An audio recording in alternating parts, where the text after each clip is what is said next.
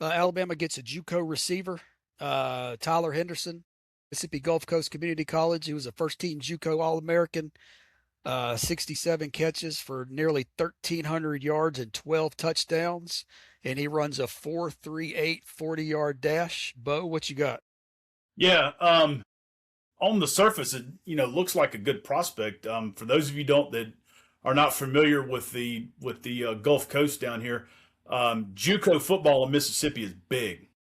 It's really big, and when I say big, I mean there's a lot of good talent that's come out of the JUCO. Just to give you an example, Stetson Bennett, two-time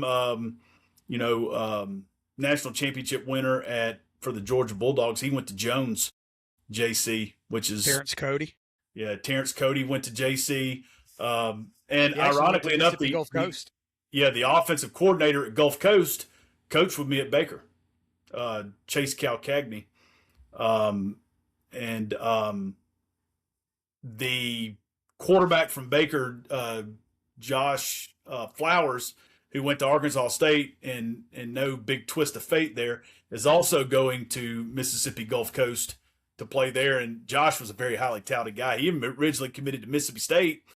Then Mike Leach passed away, and then just all that stuff just got messed up and discombobulated, and he ended up going to Arkansas State.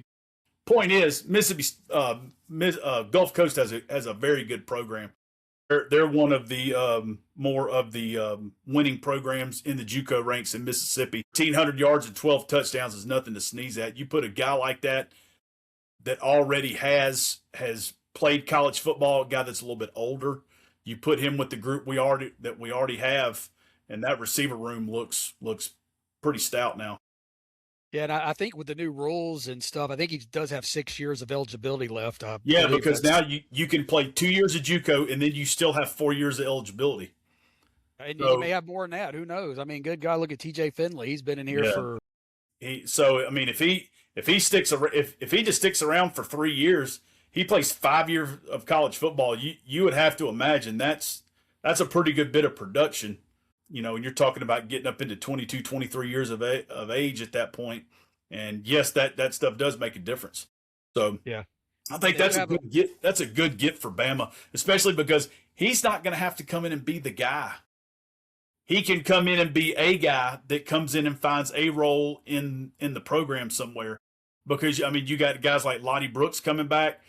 Guys, I'm telling you, if you don't know Cedarian Morgan, the freshman, he will play.